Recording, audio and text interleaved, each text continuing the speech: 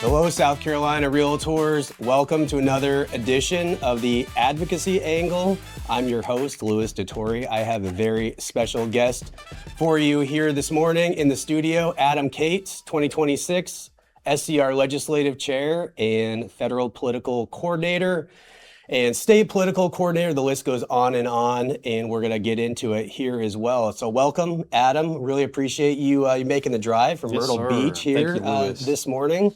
And we're here to have a conversation around all things Realtor advocacy. So thanks for being here. No problem. Looking forward to it. I was excited when you called. I'm excited about the programs that we've got going on right now, and just happy to be here today. Excellent. Great. Well, let's jump right into it. I had a couple questions here, but I just want to have a conversation to hear from you around what's happening related to advocacy.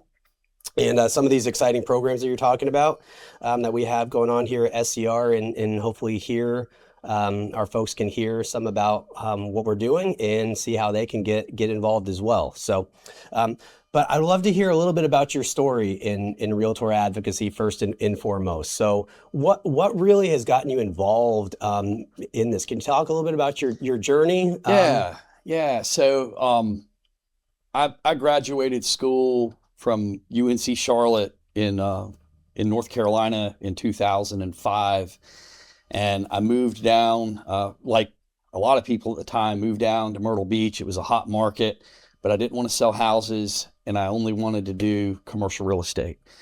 So I got lined up with a guy named Scott McNew, who at the time was starting, he had split off of a larger landholding company in Myrtle Beach at the time, and he was starting his own company in Myrtle Beach.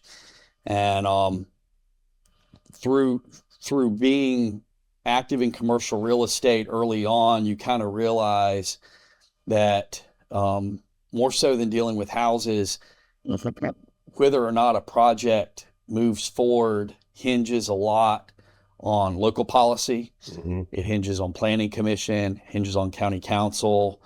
What is the wetland situation? How does DHEC feel about the project?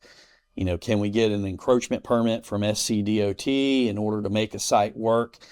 And you start to realize, at least in the position that I'm in, just how much the government and policy impacts what's going on. And impacts a property's value and impacts whether or not something can happen. So probably if I started in 2006, June 2006, I probably in late 2007, me and a couple of younger people recognized that in the Myrtle Beach area in particular, that there was not really there wasn't really a path for young Republican people to be active politically. And me and a couple other people who are oddly enough now in office, we started the Young Republicans, and we were active in the party on the local level. We worked with some people that were running for governor, people that were running for Congress, and we got to see everybody that came through town when they were, in 2008, when when Obama was running for president. We got to see all the debates, interact with these people coming through. I was the group that I kind of came up with. There was Heather Crawford, who's a state house member now. She ended up marrying Cam Crawford. He's a county councilman. There was a guy, Dennis D. Sabato, who's a county councilman in Myrtle Beach in the Carolina Forest area now. And then a couple others who were, I would say, active in on different levels, like Jacqueline Franz. She was I feel like she was a staffer for maybe Lindsey Graham, and then on the state level, there were people who, back then we were just kind of getting together and playing in the party stuff, but like Patrick Haddon up in Greenville, we were all kind of in this boat together. It was all, I think Patrick had a child, but everybody was all pre-kids, so we were just out having fun and enjoying the process. But it really made us, me in particular, kind of let me see, how people are elected, the thought process that goes into whether or not someone's going to pass a bill or an ordinance or whatnot.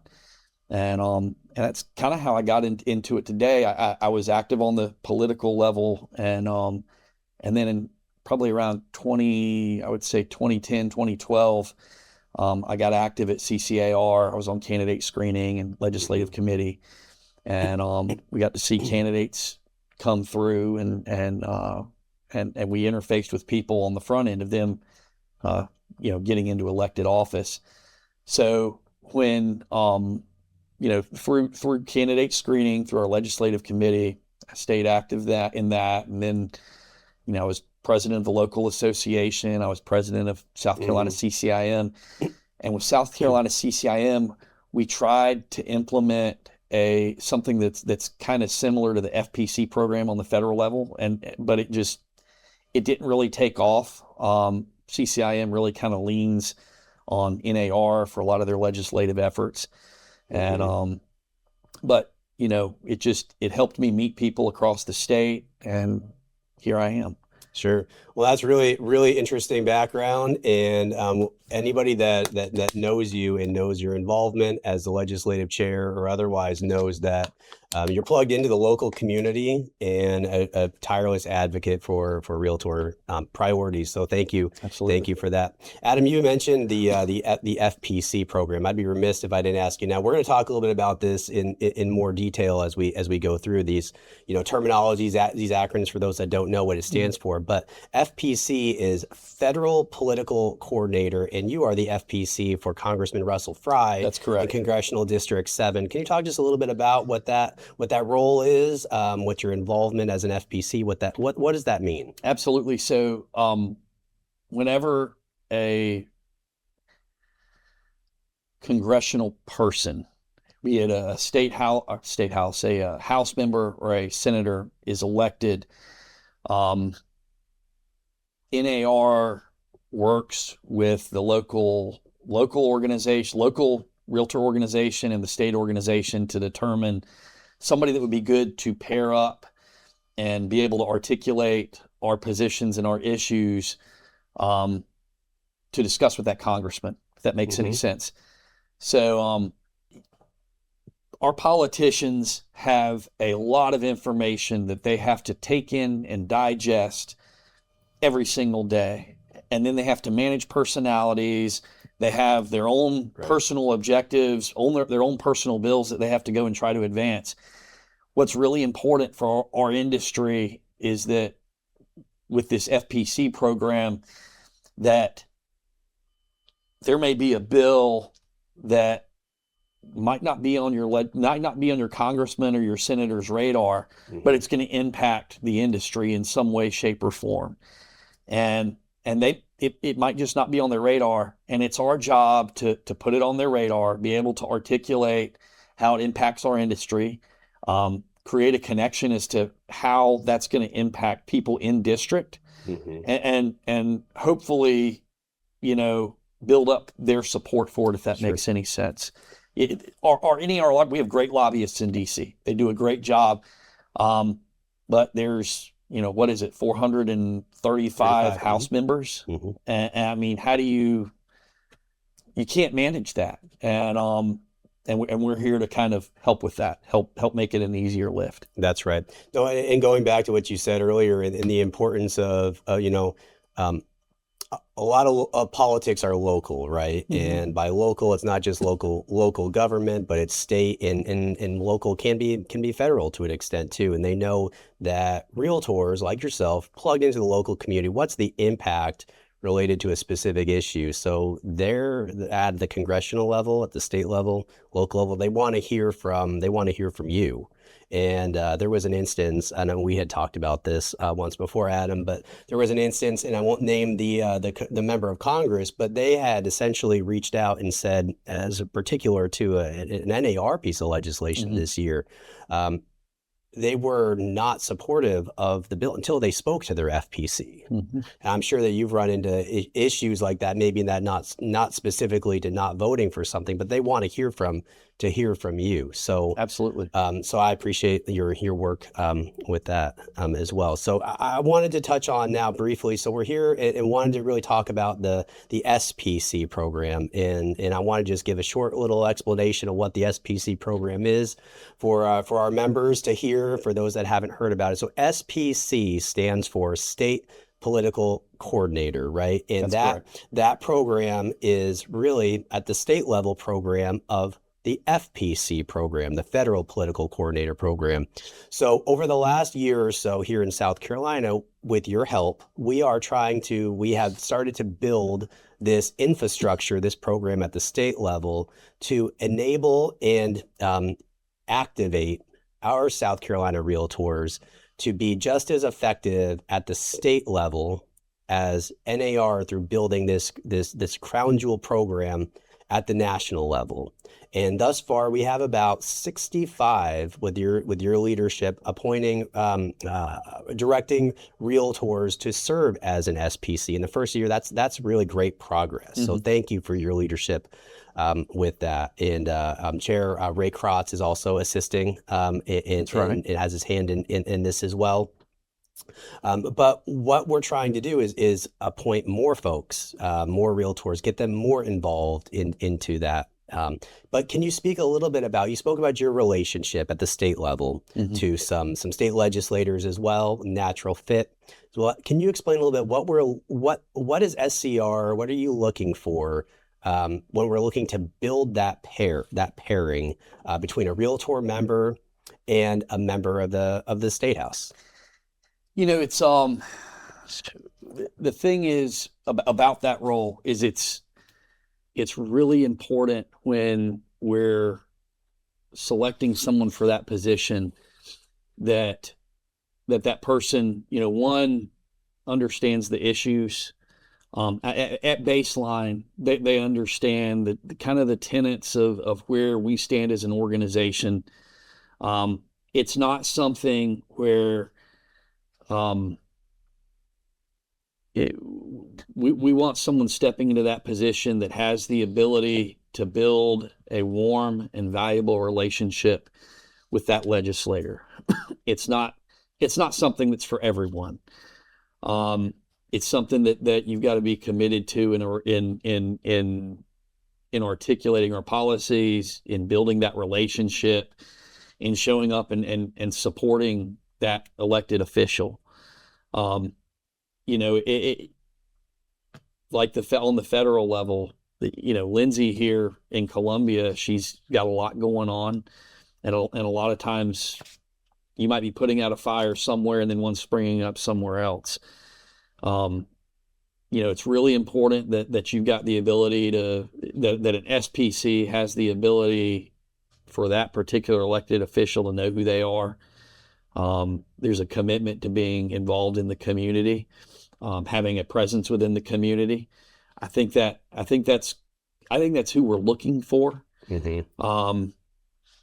You know, I'm not going to say you've got to be an old seasoned agent. I don't think you've got to be a new one either, but I think just being able to show a commitment to our industry, our commitment to knowing the issues, and commitment to maintaining contact with that legislator. Sure.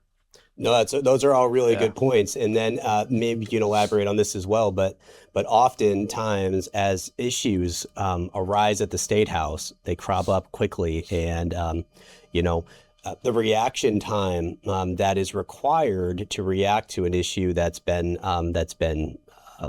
introduced at the legislature, that's moving at the State House where it wasn't before, something that's being amended, something that's being talked mm-hmm. about that requires a response, you know, from SCR, and SCR will need feedback from the community, will need feedback from realtors, the legislative committee on how to move and how to act on something as well. Can you speak a little bit and just add what can you see around the time requirement to be involved in the program, but also the response time to something that just comes up?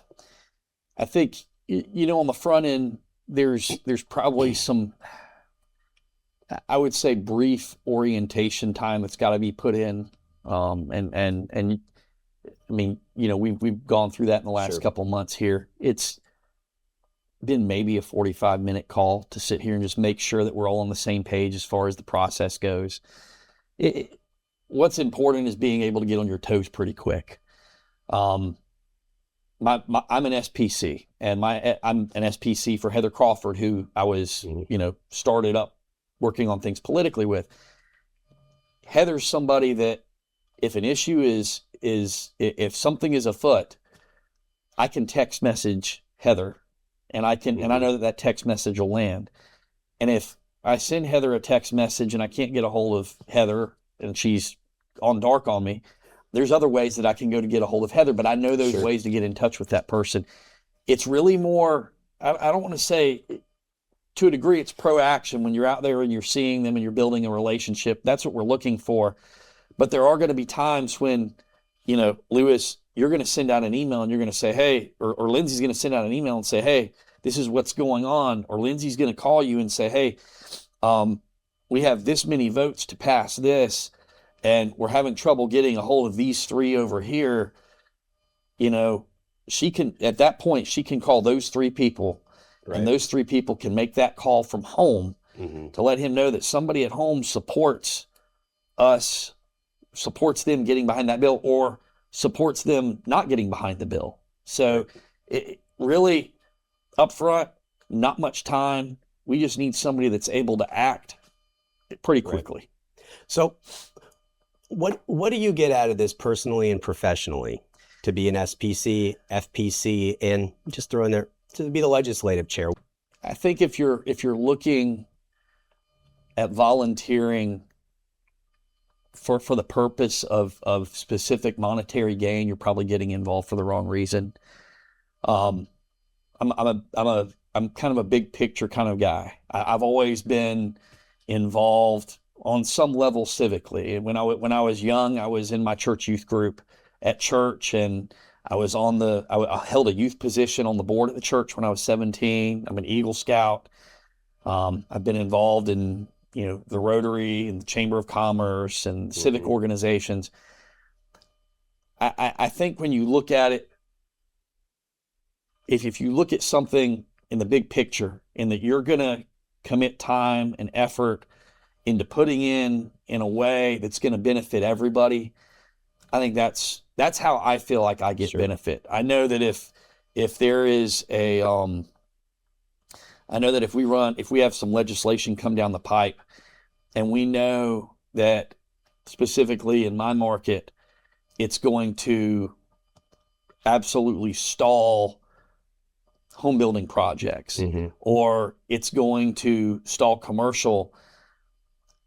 I mean, it makes me feel good to know that I might be able to do something that's going to let people own a house, or let someone open up a business, that, the guy that, the plumber that lives down the street, that they're going to be able to put food on the table for their family. That's right. I like being a part of that process. That's right. It's not anything where you're really going to get, there's really any big financial gain from it. And you know what? That's a turnoff to some people.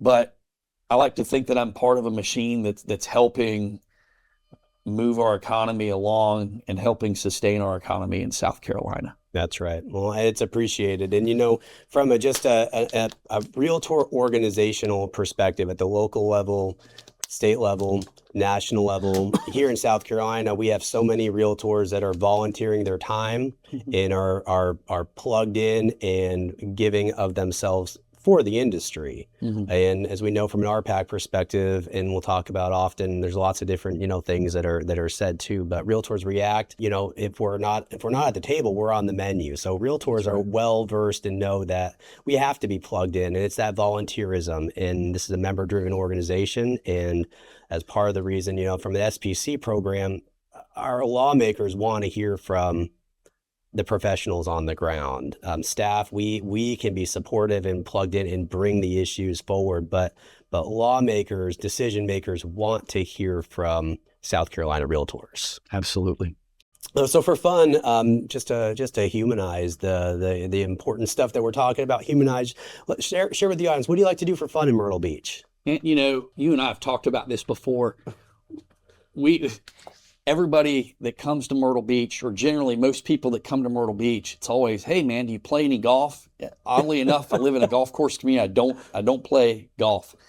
But you know what I really enjoy, and it's not something it's known in the area, but it's not known a lot outside. You know, in the Myrtle Beach area, and I live in Murrells Inlet, which is, you know, I'd say probably 15 to 20 minutes south of Myrtle. We have our beaches and we have our golf courses, and what I really enjoy is taking my family out on the boat, and I can drive down to Georgetown on that boat. I can go to Pawleys Island. I can go to Sandy Island, which is I feel like it's like a gullah community. It's an island that's only accessible by boat. There's no bridge or anything. I like taking my family out on the water, and the season in life that my kids are in. I've got a daughter that's 13 and a son that's 10, and you know, where my daughter's playing volleyball and my son's in wrestling and scouts, and we've got church and I've got work, and so does my wife. Sometimes it's good to just be able to just stop for a day and go out on the water. There's so much in our area as far as boating or aquatics goes that you just don't see. And I know you spend some time down there. There's a whole side of the world that you just don't see up and down Highway 17 or on 501 in Myrtle Beach. And the beach is cool and the beach is nice. And we've got great beaches in Myrtle Beach. We've got plenty of great places to go eat. I really enjoy going out on the river or the waterway and taking the boat up to Conway and going and hanging out in downtown Conway. It's gotten to be very vibrant over the years. Sure. And that's what I like to do on a Saturday.